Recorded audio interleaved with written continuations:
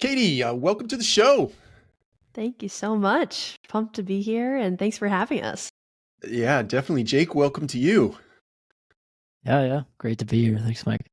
Yeah, you're welcome. I'm extremely excited about this conversation because you guys have put together some very interesting data as it relates to branding in multifamily.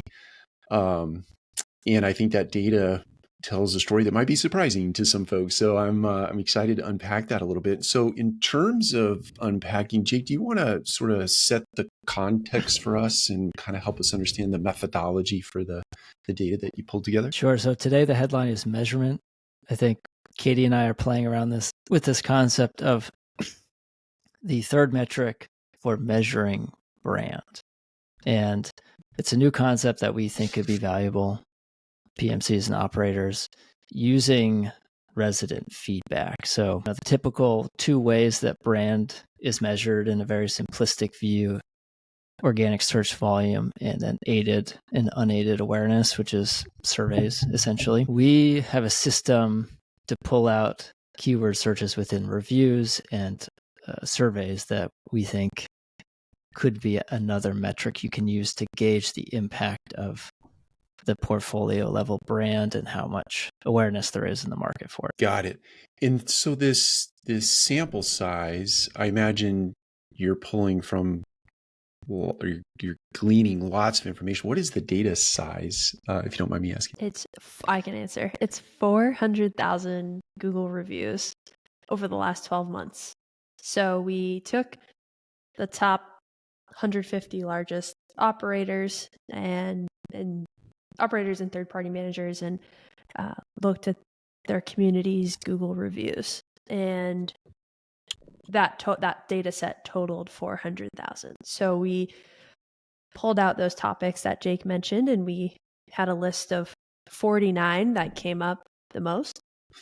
And it's a little bit more than just the word being mentioned. We do have the ability to look at phrases and assign, if someone's saying they don't have to necessarily say maintenance. They could say something like, this was fixed on time, things like that, where we have some phrases that we assign as well. And so we established 49 topics that came up.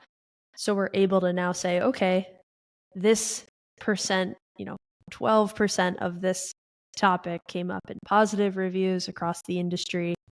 15% of this topic came up in negative reviews. So that's our benchmark. And then from there, we're able to dig in more. And we got curious around the brand side of things, not necessarily the community brand, but the PMC or the owner operator. And are they even mentioning them? Is this important? Can we measure? Because now we can say, okay, for one group, your name came up in 6% of your reviews, and the average rating was a 1.64. That's an actual stat for one of the groups. So now we're saying, okay, when you're mentioned and talked about, it's not in a great situation. Which I was going to say, we Katie, can get you into could it come up more, with a more flattering example. That was the one I just had. Oh, I thought you were making it up. It sounds no, like I was real, not. I was not making data. it up. Unfortunately, I was not making it up. Another one was 6.36% of the reviews, and the average rating was a 4.33. So, well done to that group. But yeah, no, I wasn't making that up. That was just the one off the top of the data set. So yeah, I'll stop talking about it because now I'm getting excited. But now we're starting to get into this influence and is the brand influencing any part of their experience, and how so? So, and just so clarity for my own mind, if I own a property management company, and let's say that property management company's name is Novus, yet I own a property called Courtyard at Springfield or something like that. I'm just making that up. What you're actually measuring is the Novus brand, not the Courtyard at Springside or whatever I said. It just said that I already forgot. But Correct. So that's what you're measuring, is that PMC company level brand and the influence that has. Okay. Yeah. Excellent. I just want to make sure. Today's the micro study, if you will, specific to today's episode, is focused on the top level PMC brand. Yeah, that makes sense. So it's interesting to me, and maybe we can just kick the discussion off here. I've seen a trend in the multifamily space, and I want to say this trend is 5 to 7 years old. I'm making that date range up, but it feels right. Where you have property management companies who are actually creating internal brand agencies. And a couple of them come to mind where the property management company actually owns a branding agency that does marketing and branding and things of that nature. And they're doing that for a reason. I imagine data is really influencing them to do that. They're not just deciding one day to wake up and be in the branding business, but there is that trend. And so as it relates to that, people are pouring a lot of money into this. The data that you got back, would you say, and I know 5 to 7 years is still kind of the early innings of creating a business, is that really paying off? And I know we can't get down to the specific companies, but from a sort of a global level, does it seem like those investments are paying off? It's not an obvious yes, I would say. We see, of all the reviews that we looked at top 50 brands, 1.45% of reviews mention the top 50 brand name by name. So it's quite small in terms of the actual numbers of mentions within reviews. And then those mentions specifically are, I think, Katie, I'm playing off what you said just a second ago. Of the 1.4%, are they what percentage of that 1.4% are positive versus negative? It's low. I think the average rating is what, Jake? 2. Yeah, so average is 2.4. 2.4. Positive 4% of reviews are 4.0 or higher, and then quite a bit of density in the between 2 and 4 range. Yeah, 40% between 1 and 2. So that's not so good. I wonder, and Mike, I'm curious, just from your experience, and with these branding agencies, are they branding each community? Like let's they get their, because I know there's a lot of focus on that. There's a lot of focus on a community and their name and everything that goes into it.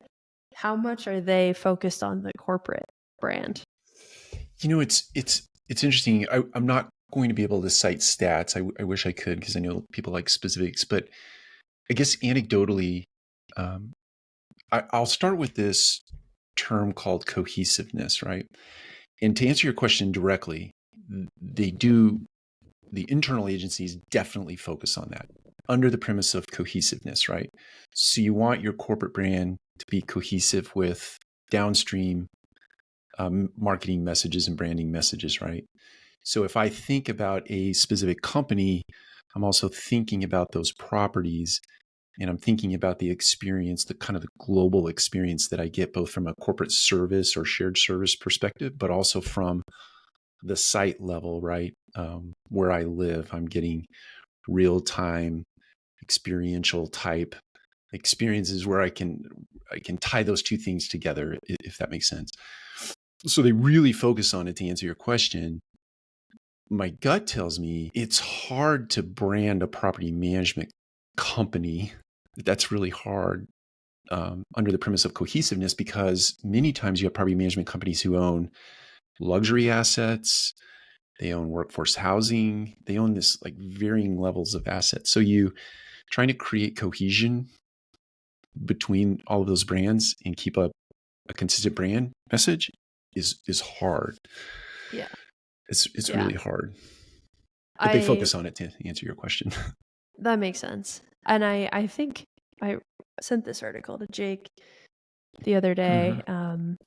It was an article from 2022 on LinkedIn talking about this exact concept of the umbrella brand and then the community brands, and how in the renter journey, you don't you could cross communities off the list without even knowing the property management company brand. So like in the discovery phase, you're discovering the communities, you're discovering the names of the communities, and if the naming convention isn't the name of the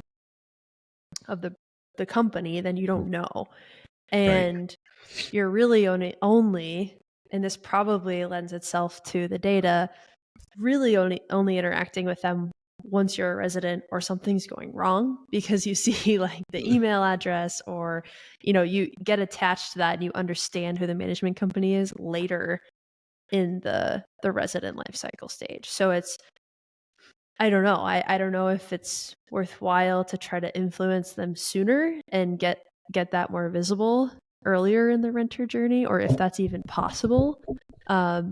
Or if that's a worthy, like you said before we started recording, or if that's a worthy endeavor. I'm curious your thoughts. Yeah, I think it's, look, I've spent 30 years in this business, and I've worked for publicly traded companies, very large real estate investment trusts, names you would recognize. And I've worked for family offices or smaller firms, regional type firms. And at the national level with the REITs, they did a tremendous job of attempting to brand the organization. And you would know them, I would know them, but we work in the industry, or we work around the industry, or we've taken time to educate ourselves as it relates to you providing a service to the industry, me working in it, right? So you know what the brands are. But the everyday consumer out in the marketplace, I think because real estate is, at least multifamily real estate, is really super local. I don't go shopping for an apartment thinking, Marriott or Starbucks or Airbnb, or I just don't think that way. I think about the zip code and the school I want to be near, and those types of things when I'm searching. So I don't know that the investment, even with social media as a distribution network, meaning you can do it to the masses, right? You can do it frequently into the masses. I still don't see the big return on investment from trying branding at that level. So if we take Marriott as a example here, and obviously has a clear brand and then has a number of sub brands to help with the cohesiveness of different tiers of type of asset, does that model not apply in multifamily in your mind? It doesn't. I would like to think that it would apply and it would work in multifamily, but I think the difference is that with a hotel brand, since we're talking about Marriott, is that when I think about traveling, I engage myself in, and I travel frequently, right? So I'm thinking consistently and frequently about the hotels that I like to stay in. In multifamily, I think about that move like once every 12 months or once every 2 or 3 years. So I'm not, even though I live in this community every single day, I'm not thinking about the brand name. I'm not thinking about Marriott every day because I show up and live in this building, right? Whereas with a hotel, I'm thinking about that very frequently and I'm engaging with that very frequently. So those reps kind of imbue that brand in my mind, if that makes sense. Yeah. When it comes yeah, to go ahead, Jake. The frequency, the velocity that you're thinking about something makes a dramatic impact. I think it's maybe one of the key issues of multifamily is the time horizon of each step and the challenge that creates to market it. I feel like the biggest potential impact there is in renewals, or wanting to keep, for REITs in particular, wanting to keep people in your portfolio. So after you narrow it down to location, especially ones that have a large, in a metro with a large concentration of buildings, getting to a place where even if you're moving across town or moving across the country for some of these national REITs, like keeping them there and saying, I want this type of experience. I know what I'm going to get from Mike Brewer. I know what I'm going to get from Mike Brewer Inc. And that consistency and measuring that consistency, I think of topics like ambiance. So we've measured this ambiance,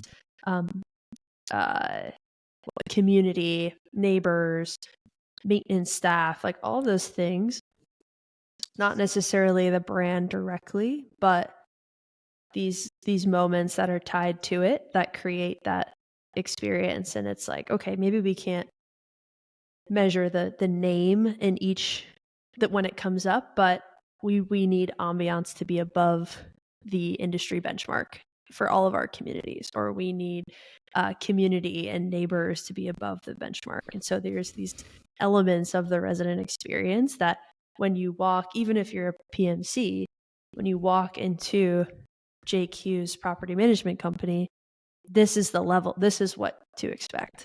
And this is, as a team, this is what we're delivering. Yeah, I think to your overarching point there related to renewals, I think certainly all of those components stack up to an experience that I either love or I don't, or I'm indifferent to.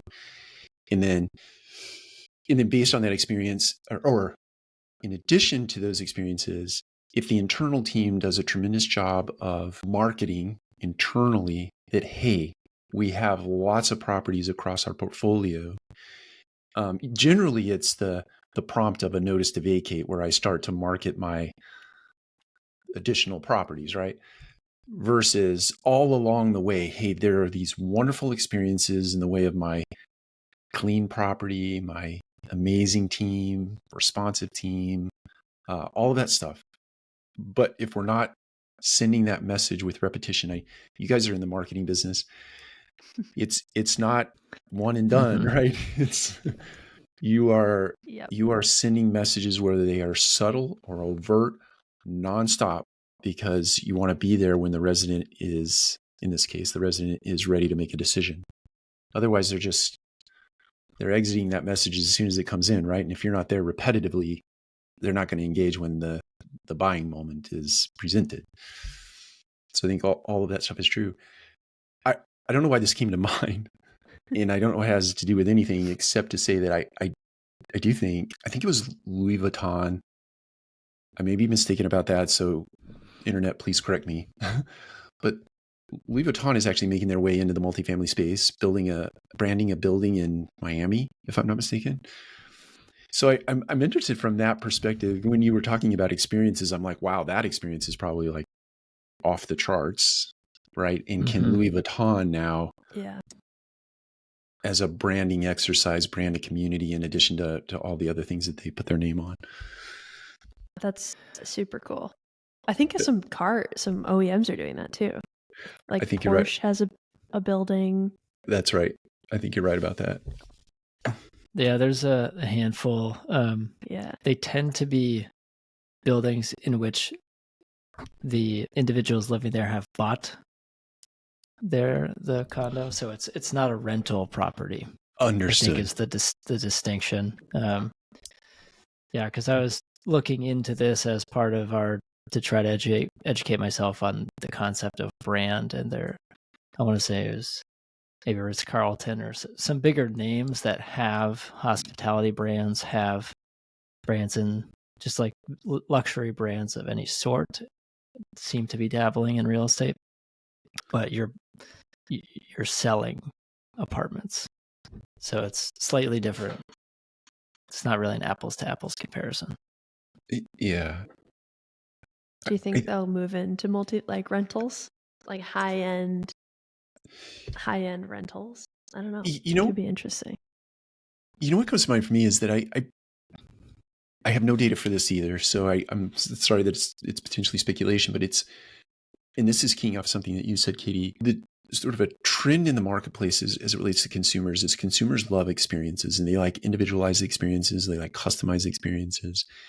And to the extent that a brand can create remarkable moments, right, or memorable moments, and somehow tie either consciously or subconsciously that brand name, right, getting that brand name imbued in the mind through emotionally loaded experiences that you put together.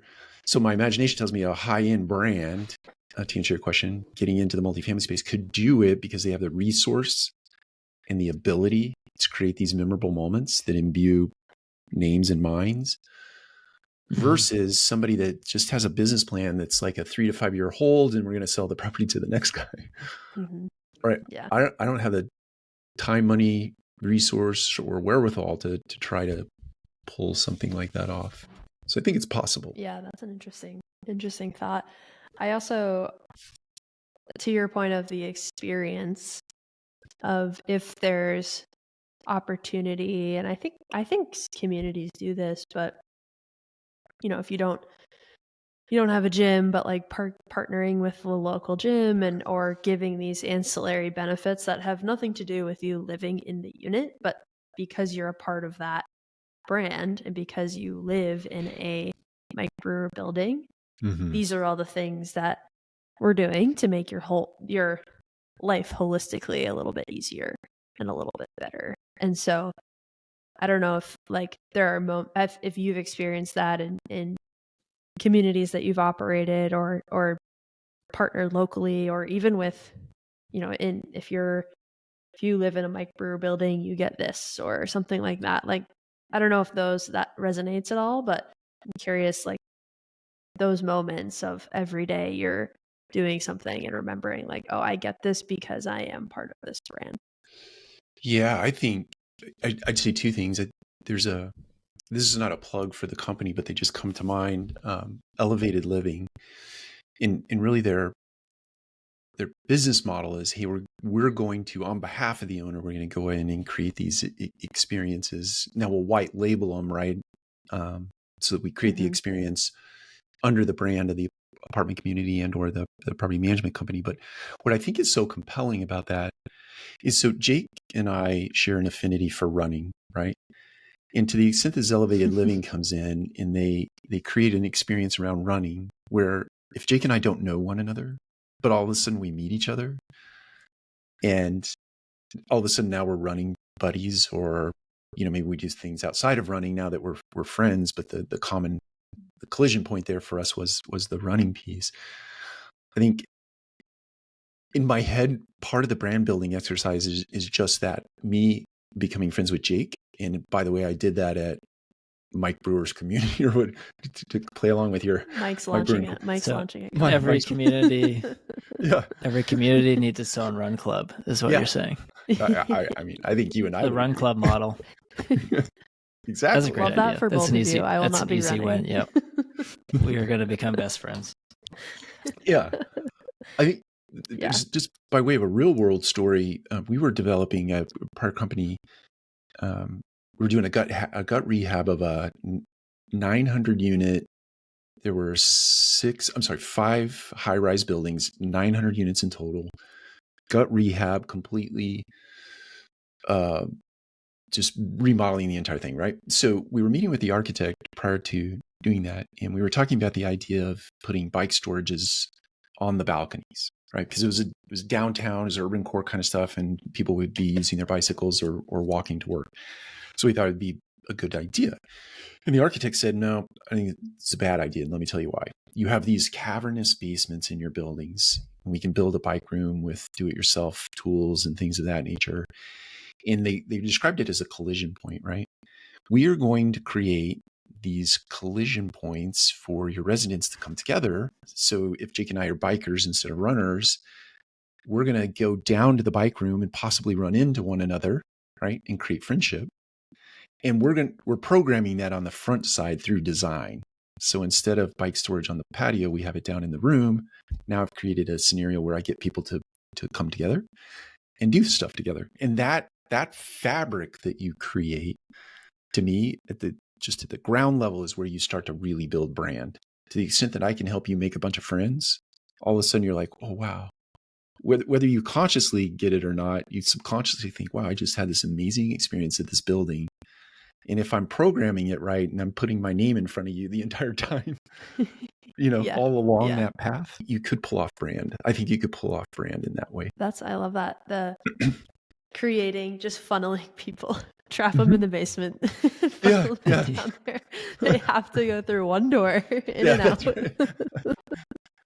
That's right. Get them down there. That's awesome. Yeah. Jake, were you about to say something? We do see this in our review data as well. Neighbors.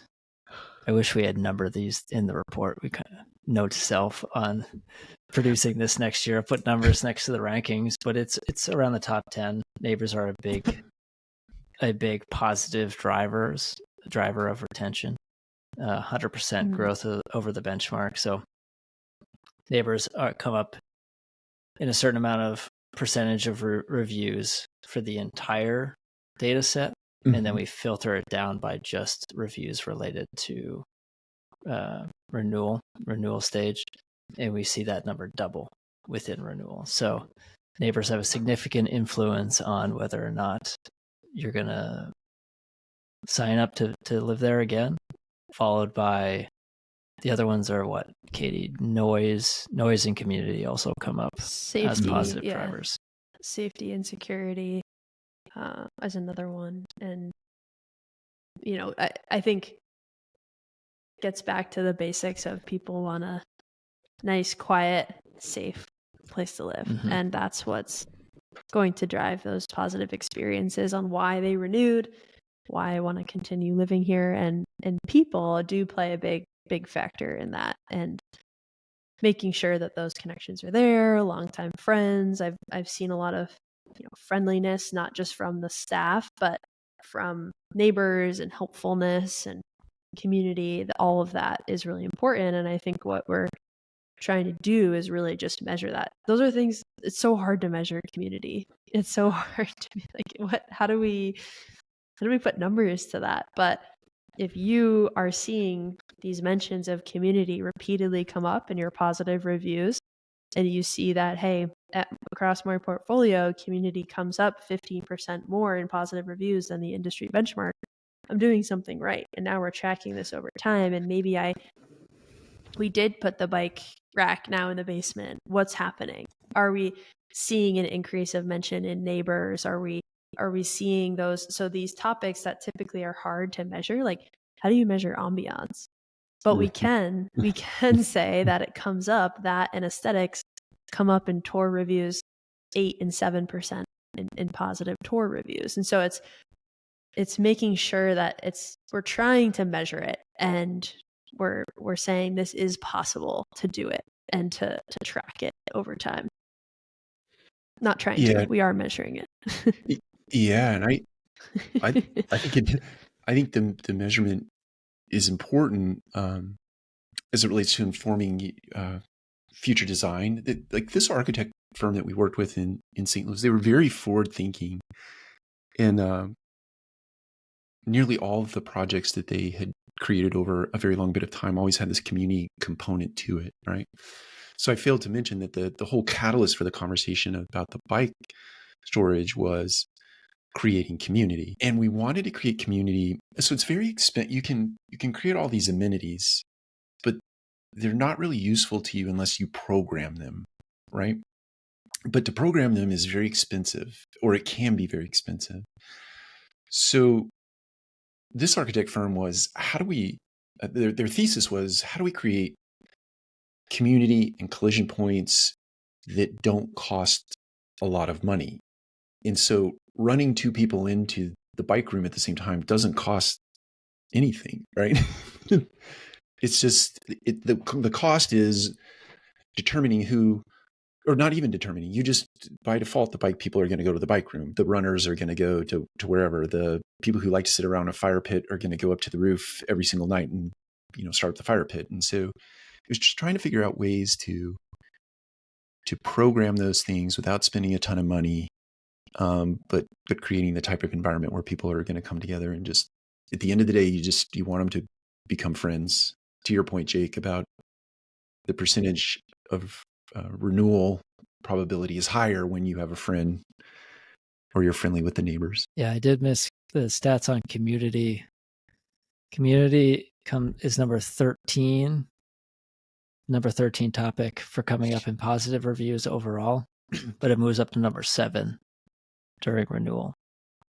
So it's, that much more impactful during that specific moment in time, or kind of the ROI of all of these natural collision points that you've designed to show up in that moment in time. We're co-working space, like with the shift of more people working from home, being in their apartments all day long. Did you find, and I forget when you mentioned this was with this firm, was there a focus on creating some just co-working areas or just empty space areas for people to make it what they want it to be? How was that considered, and how has that have evolved from what you've seen?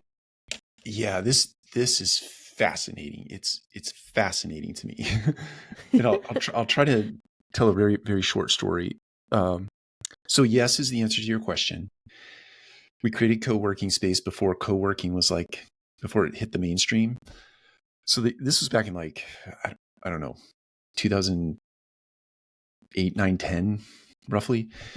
Anyway, when you walked in one of these high rises, you kind of walked into the middle of the building. So on one side, you would see some common area spaces, one side of the hallway. And then on the other side of the hallway, you would see our business offices.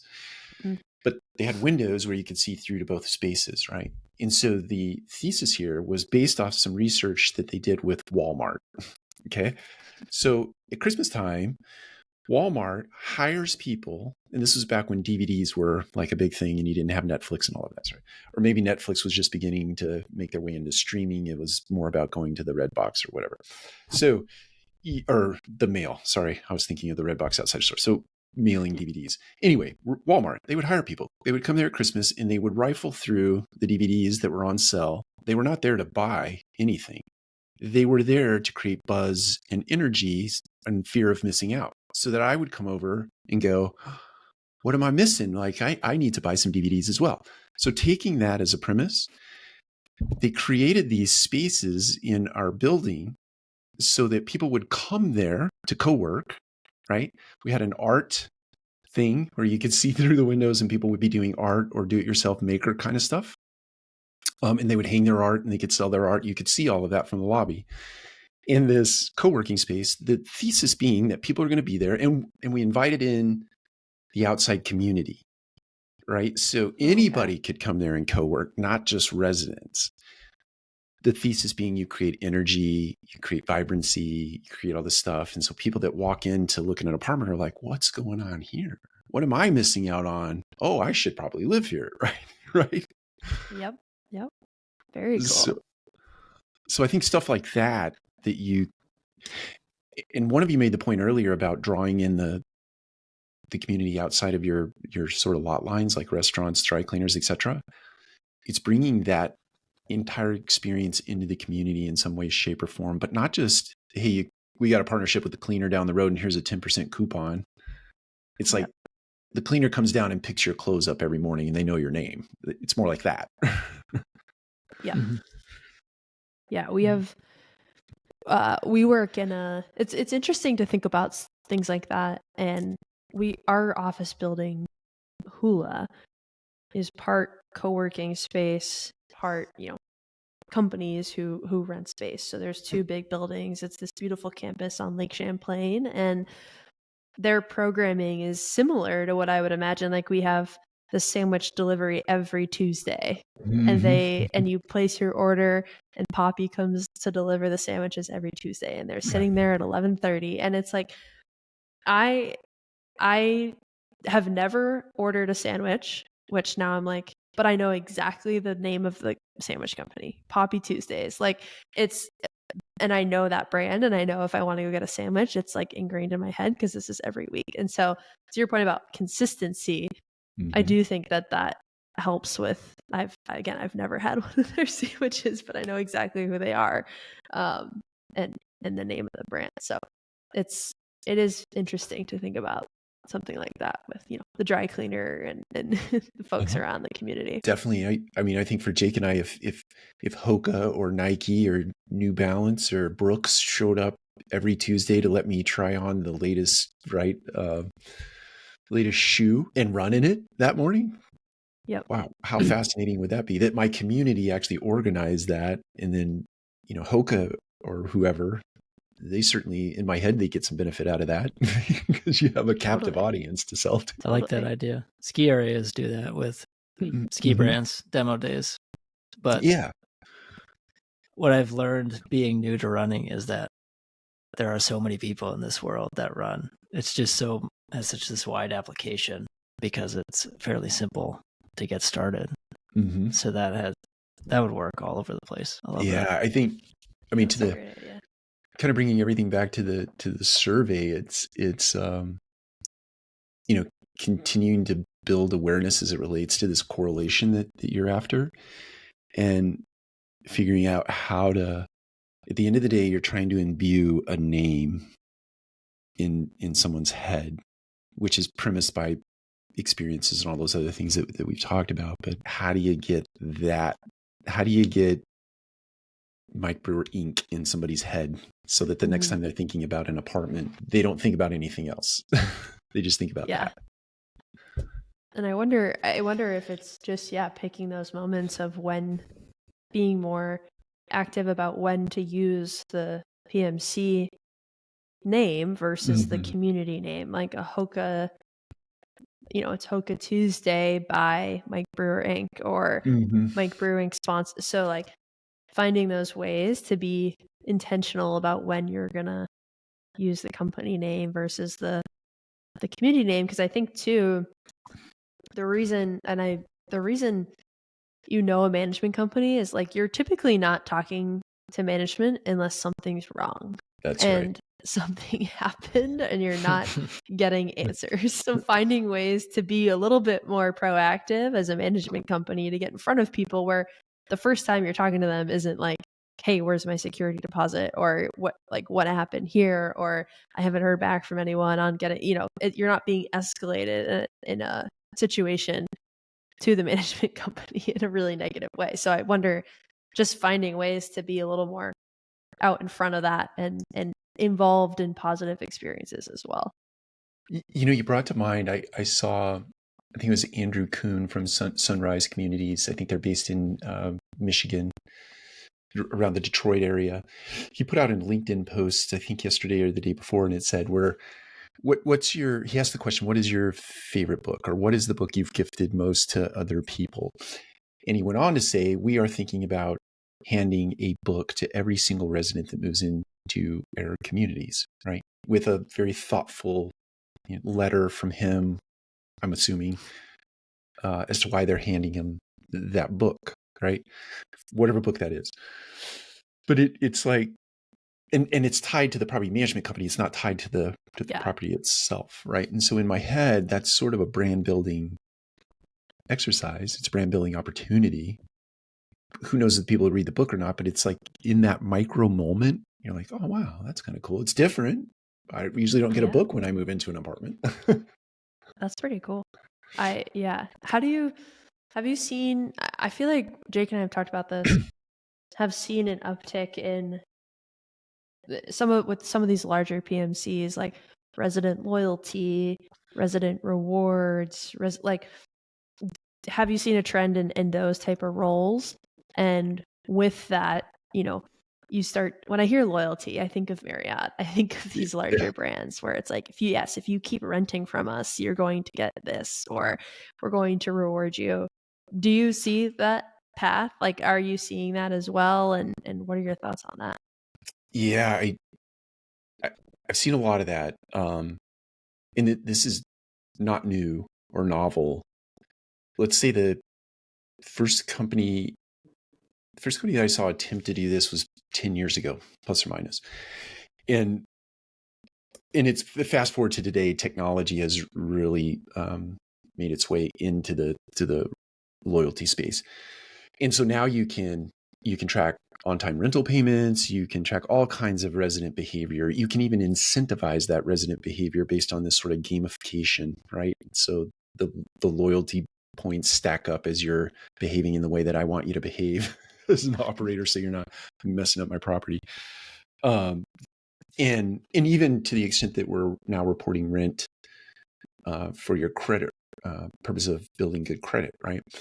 So I think I really like that a lot, and I do think that is a tool that could really assist in building brand and building loyalty in the brand, because it really does. It's a big benefit to the consumer, whether you're giving them based on the points you get to buy things, or based on the points you get better credit, or based on the points whatever it is, it's awarding you in some way that is meaningful. There's a company, the name escapes me at the moment, but they help you if you're underbanked or unbanked. They actually help you create the credit history to get yourself banked. And to me, if my community, and it's white labeled, right? So it's the community that's helping me do that, or helping them do that. That's a huge emotional situation, right? It creates emotion, and that emotion automatically gets attached to you as a property management company because you're assisting that individual in being able to buy a car or buy something for their children. That's pretty meaningful. So I think that's a great way to build brand. To go to just jump back into the data set. Mm-hmm.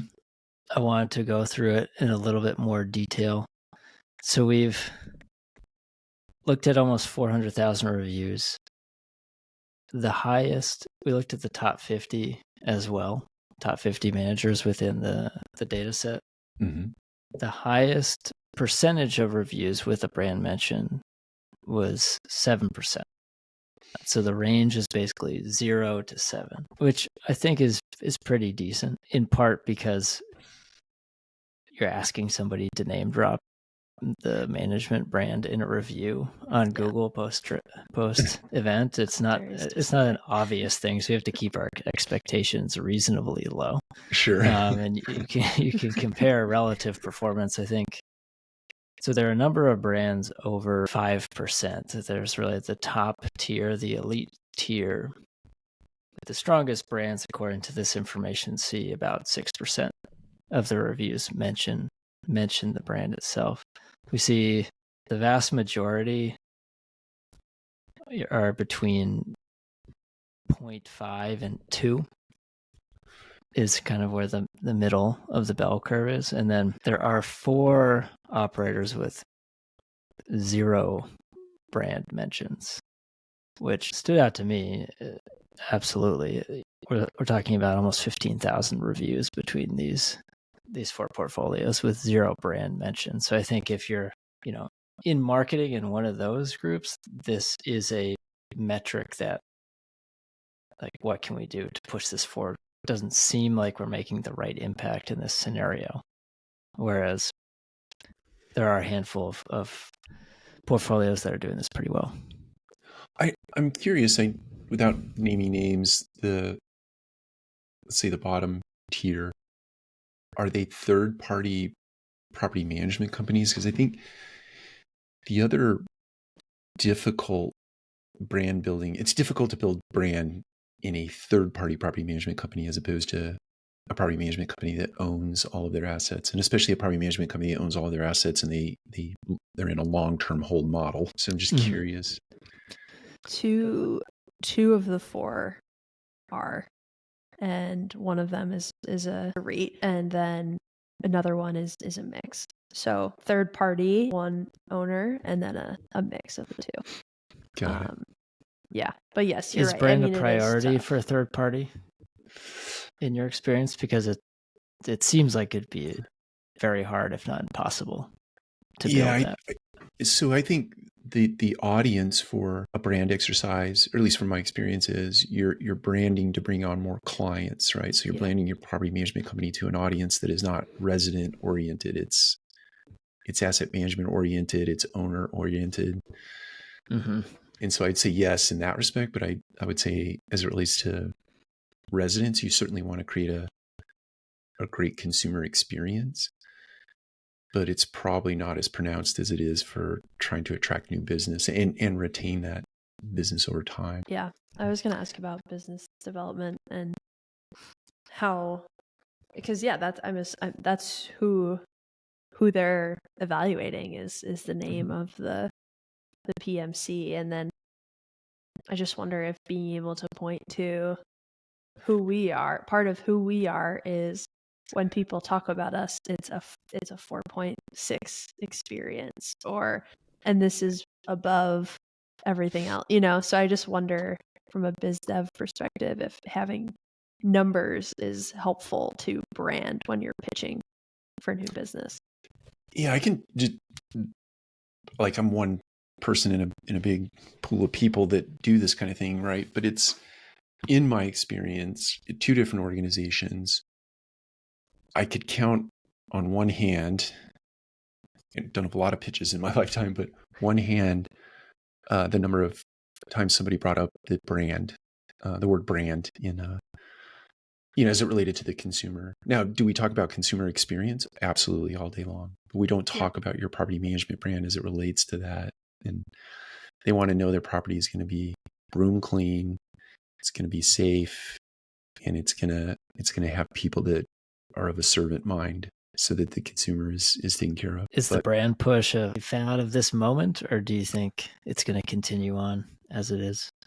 It's interesting when I think about that question. I sort of have an allergy to things like ESG, and it's not because I don't believe in those things. It's just like I think people misuse these terms from time to time. But I think if you think about it in that context, in a consumer that really cares about sustainability, or they just care, right, at a different level. I think the youth that are coming up in the world care just different than other people. And so I would say yes to your question, or not yes. I would say no. I don't think it's a fad.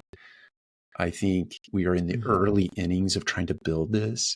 And I think when we get the appropriate use of the ESG and things like that in the world, it's going to accelerate the pace of the importance of brand in an organization as it relates to your contribution to those things. So one might argue that it's a fad, but I don't think it's a fad. And I think it's just going to get more and more pronounced as the youth sort of come up and become the apartment renters of today and tomorrow. Yeah. So it's early on the maturity curve.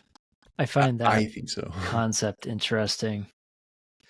Each industry seems to adopt various things on different cycles. Yeah. For our specific example, we primarily work with automotive dealerships and property management groups, and they're not on the same maturity cycle in terms of reputation management adoption. Auto is a couple of years ahead in the kind of adoption of the process, and it's like a wave rolling through each industry on different.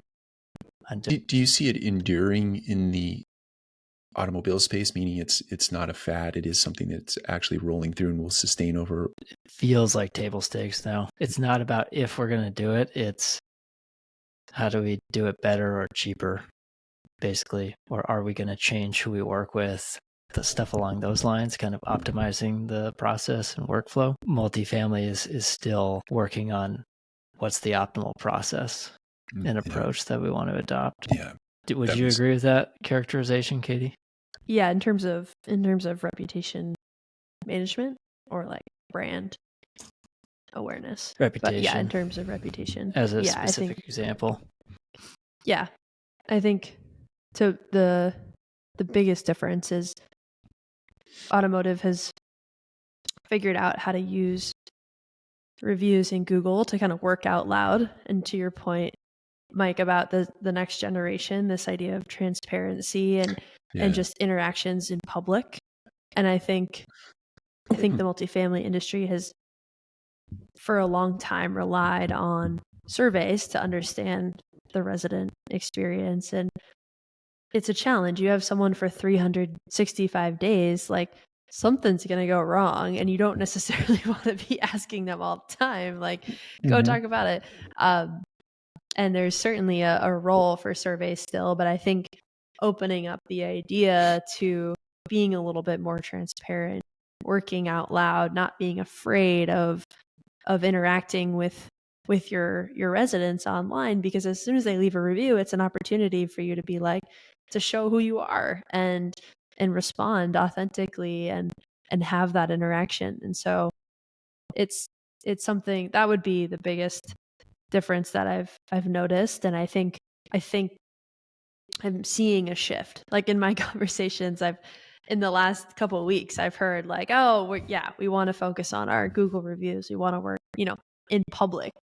So I think I think there's that shift coming, and with the next generation, I don't think people are seeking perfection. They're seeking authenticity and transparency. So the more we can get that in front of them, the better. Yeah, that's so well put. I like the working out loud piece, and people are not seeking perfection piece. And you're right in both of those things. I think people they certainly want their problem solved, but yeah, prior to solving, they want to be seen, and they want to be heard, and they want to be acknowledged, and they don't want to be passed off to 3 people and tell their story 3 times in order to get to the solution. Yep. And it's interesting, and I don't want to get off track here, but it's interesting to me that if you think about this, it's not true everywhere, but it seems like Gen Z, I think it's Gen Z that is the largest cohort since the boomer generation, I think. 70 million strong in each one of those cohorts, right? And Gen Z, I think, is now of the age where they're living in apartments, but they're also being served by their peers in the workplace, right? Mm-hmm. So what's interesting to me is that I see this sort of disconnect between intra-cohort, right? In that the level of service that Gen Z likes to give or is inclined to give versus what people expect, it seems like there's a little bit of a disconnect, right? And I think that there is a desire to have amazing service, but then on the other side of that equation, there is not this impetus to deliver it at this high level that people expect. And so you see this interfere, and it's fascinating to me when I see it play out, right?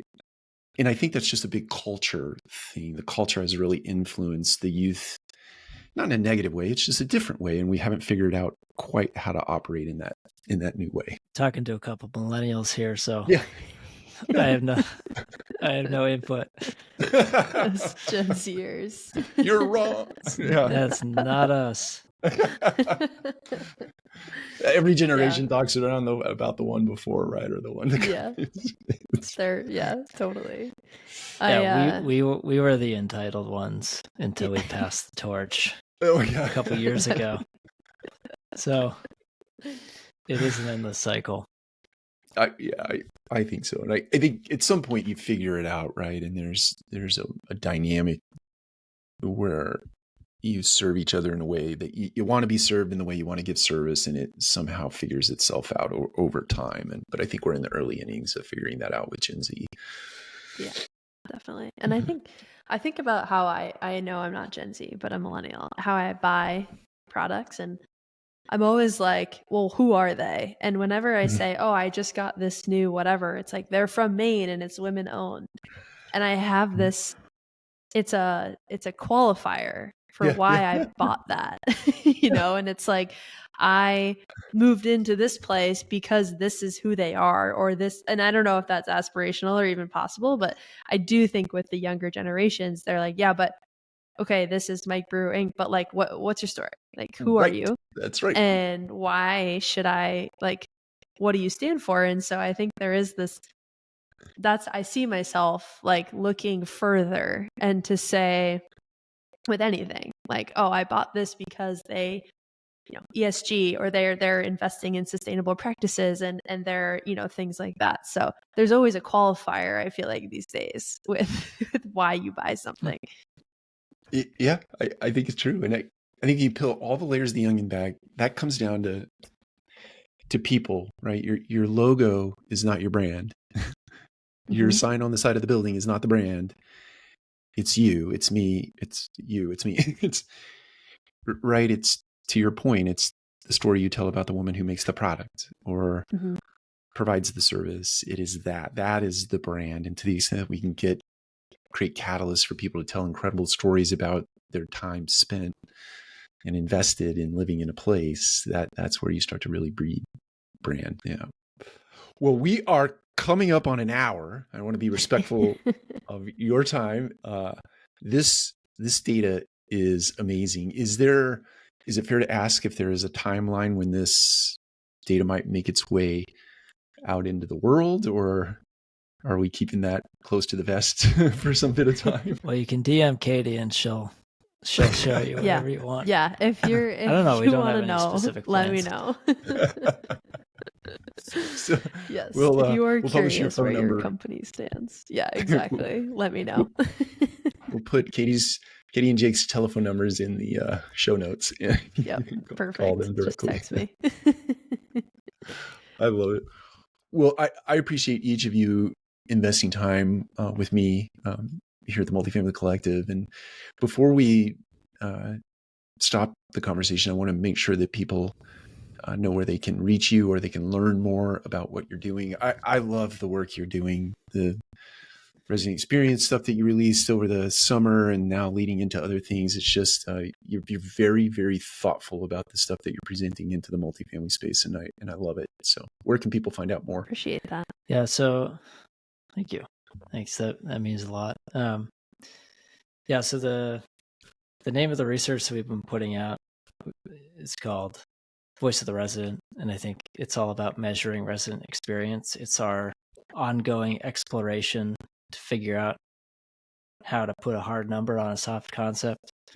And thus far, we've put out a lot of industry level data that tells a broad narrative of the strokes of where things are going. You can find that on wideville.com/data. We have a whole data website with reports and whatnot. Next week, I don't know when this podcast will come out, but this fall, Katie and I are launching a podcast called Feedback Fatigue. And the premise is the more people we talk to, the more we discover that industry level insight is awesome. But there's a disconnect between that and actually taking action and doing something about it at each of your communities. So we're interviewing operators, industry experts of all types to just get more of the tactical playbooks that people who are in the job right now are using to try to take advantage of all this input from residents, because it's ongoing. There's a lot to process there. We're all busy. So hopefully it offers a few shortcuts there. I like that. We'll link all that up in the show notes. Awesome. Appreciate all right. it. Well, I appreciate you guys. I'll definitely link up at your LinkedIn pages. That way, if people wanted to get in touch with you through your LinkedIn pages, they can do that. And then if you want to send me your email addresses, or I actually already have those, so I'll link those up as well if that's okay with you guys. Of course. Mm-hmm. Excellent. All right. Well, I appreciate your time today. Thank you. Yeah, it was great chatting with you. Thanks Mike. for having us. A lot of fun stories, and appreciate your insights. And it's great to chat. Definitely. All right. Take care. See you Thanks later. so much.